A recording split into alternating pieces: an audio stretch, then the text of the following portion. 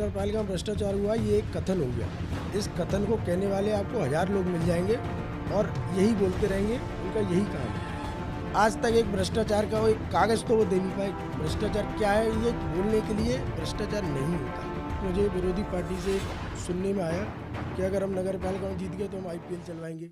अब कह ही रहे ना।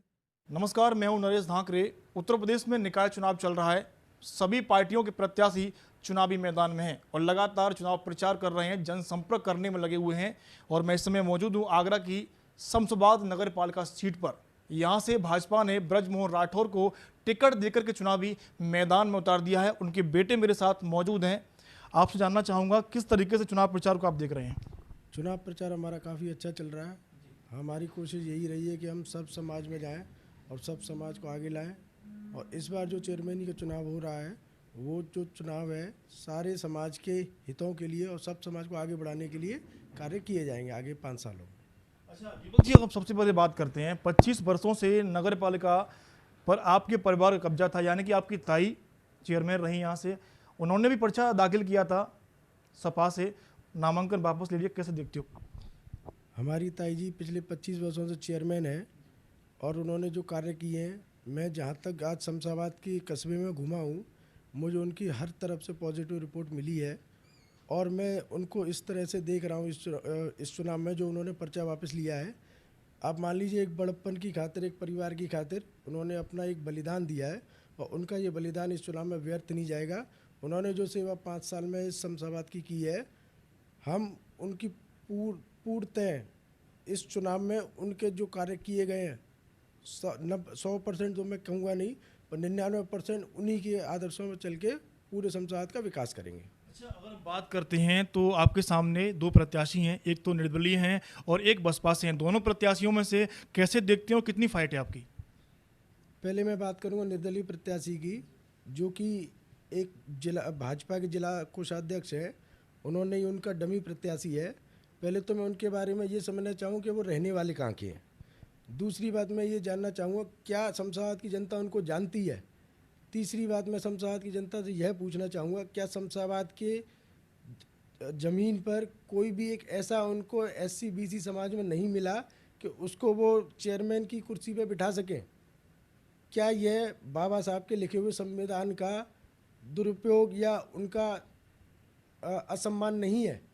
मैं ये समझना चाहूँगा शमशाबाद की जनता से, बाबा साहब ने जब पिछड़ों को, दलितों को आरक्षण दिया है, तो आप ज़बरदस्ती से इस कुर्सी को छुड़ाने की क्यों कोशिश कर रहे हैं? मुझे इसका जवाब चाहिए शमशाबाद की जनता से।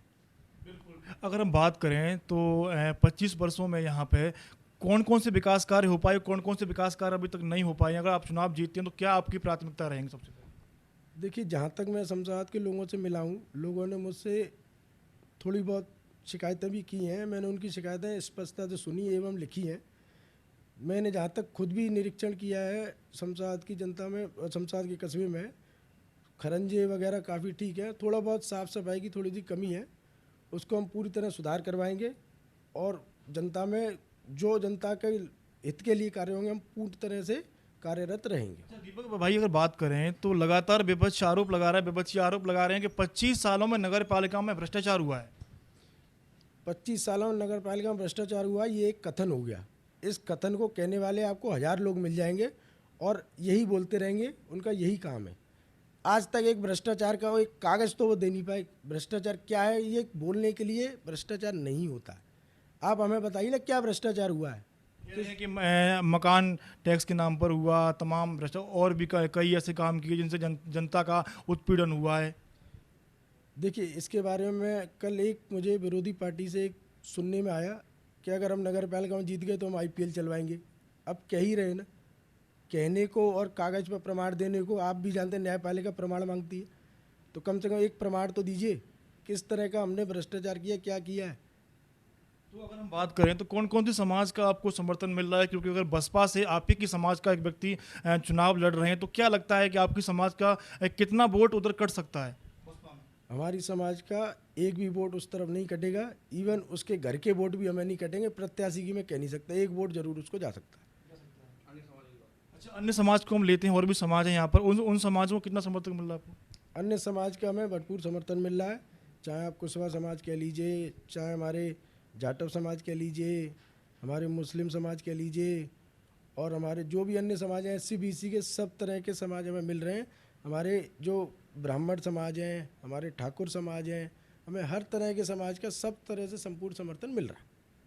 चलिए, तो ये थी हमारे साथ इनका मानना है कि जिस तरीके से इनका चुनाव चल रहा है, हर समाज का इन्हें समर्थन मिल रहा है और ये तो आने वाला समय ही बताएगा कि निकाय चुनाव में किसके पाले में हार जाएगी और किसके पाले में